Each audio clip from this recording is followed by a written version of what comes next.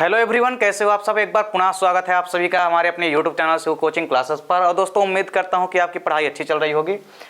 दोस्तों, आज के इस वीडियो में हम देखेंगे मेंडल द्वारा मटर के पौधे चुने जाने के क्या रीजन या क्या कारण थे।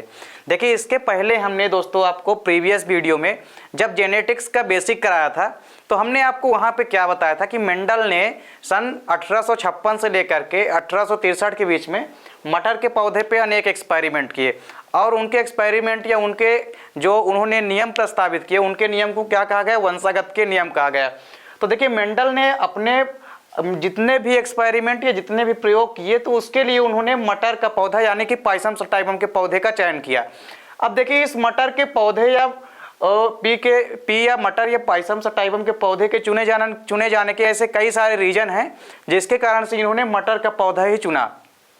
तो देखिए, यहाँ पे ऐसे कई सारे रीजन। देखिए, पहला रीजन इसमें क्या है कि इसे आसानी से उगाया जा सकता है, यानी इसकी ग्रोविंग आसानी से की जा सकती है। देखिए, मटर का पौधा जो है आसानी से उगाया जा सकता है क्योंकि इसको उगाने में ज़्यादा कठिनाई नहीं आती है।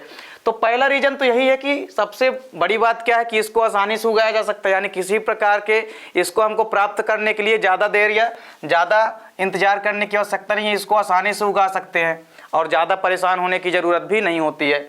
देखिए, दूसरा रीजन क्या है कि पौधे साकीय होते हैं। ये जो पौधे होते हैं मटर के, ये कैसे होते हैं, साकीय होते हैं। साकीय का मतलब होता है हर्ब।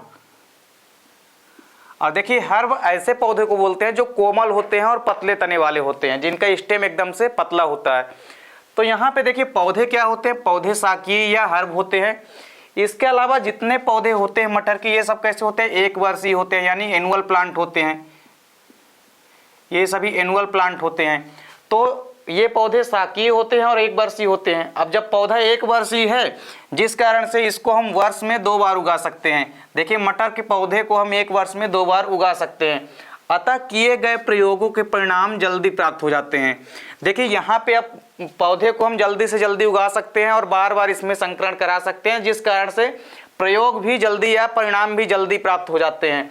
तो दूसरा रीजन क्या है कि पौधे जो हैं साकीय होते हैं और साथ ही साथ एक वर्षीय या एनुअल होते हैं और इनको वर्ष में हम 2 बार उगा सकते हैं, जिस कारण से इनमें किए गए प्रयोगों के जो परिणाम होते हैं वो जल्दी प्राप्त हो जाते हैं।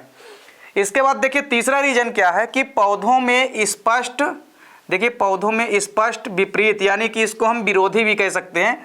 तो देखिए, पौधों में स्पष्ट विपरीत या विरोधी लक्षणों का पाया जाना। देखिए, मटर के पौधों में यदि हम बात करें तो जो लक्षण होते हैं आपस में, तो एक दूसरे के विरोधी लक्षण जो है मौजूद होते हैं। तो पौधों में स्पष्ट रूप से विपरीत या विरोधी लक्षणों का पाया जाना, जिससे इन्हें आसानी से अलग अलग वर्गों में बांटा जा सकता है।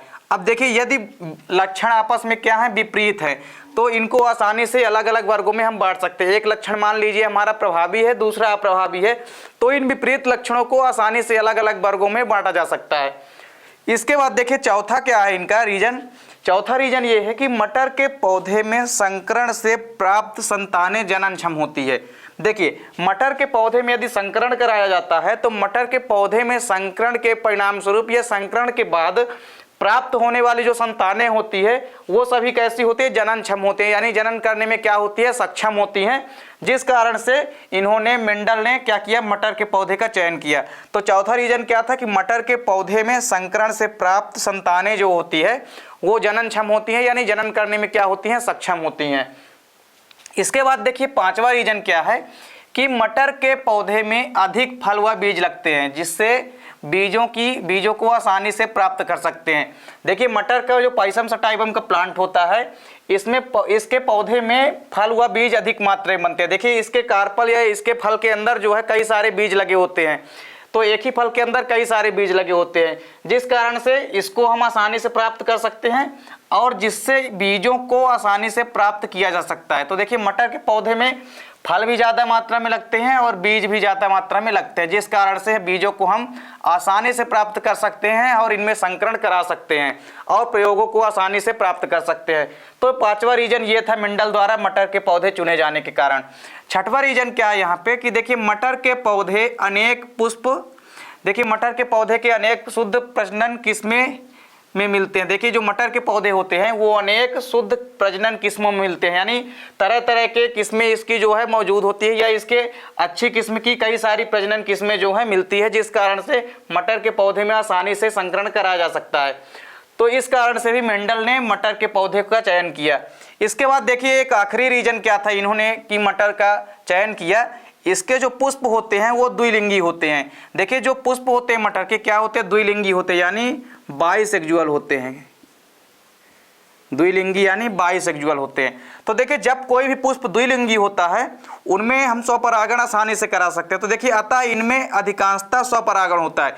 देखिए जिन पौधों में पुष्प जो है द्विलिंगी होते हैं, यानी फीमेल और मेल जो सेक्स ऑर्गन है, यानी फीमेल और मेल जो गैमीट हैं वो आपस में यदि एक ही फ्लावर में उपस्थित है तो उनमें स्वपरागण जो है आसानी से कराया जा सकता है। या हम ये भी कह सकते हैं कि स्वपरागण के लिए अनुकूल परिस्थिति होती है। स्वपरागण के लिए पुष्प का द्विलिंगी होना या बाइसेक्सुअली होना क्या होता है, आवश्यक होता है।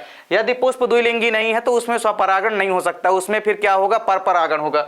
तो यहाँ पे समझिए कि इसके पुष्प जो है क्या होते हैं, द्विलिंगी होते हैं। अब जब इसके पुष्प द्विलिंगी होते हैं या बाइसेक्सुअल होते हैं अतः इनमें अधिकांशतः स्वपरागण होता है, यानी पुष्प द्विलिंगी है जिस कारण से इनमें क्या हो रहा है, सेल्फ पॉलिनेशन। क्या होता है, सेल्फ पॉलिनेशन यानी स्वपरागण। तो सेल्फ पॉलिनेशन होता है। अब देखिए लेकिन पुष्प की बनावट इस प्रकार की होती है कि इस पर परपरागण भी आसानी से कराया जा सकता है, और इनके पुष्प इस प्रकार इस क्रम में व्यवस्थित होते हैं कि इनमें परपरागण भी कराया जा सकता है। तो यहाँ पे देखिए दोनों रीजन एक साथ है कि इसमें स्वपरागण भी हो सकता है और साथ ही साथ जो है इसकी बनावट इस तरह की होती है कि इसमें परपरागण यानी कि क्रॉस पॉलिनेशन भी आसानी से कराया जा सकता है। तो यहाँ पे देखिए ऐसे यहाँ पे 7 रीजन है जिसके कारण से मेंडल ने अपने प्रयोगों के लिए मटर के पौधे को चुना। तो यहाँ पे दोस्तों उम्मीद करता हूँ वीडियो आपको पसंद आई होगी। दोस्तों यदि वीडियो आपको अच्छी लगे तो लाइक और कमेंट कीजिए, साथ ही साथ दोस्तों के बीच शेयर कीजिए। मिलते हैं दोस्तों नेक्स्ट वीडियो में, तब तक के लिए जय हिंद, वंदे मातरम।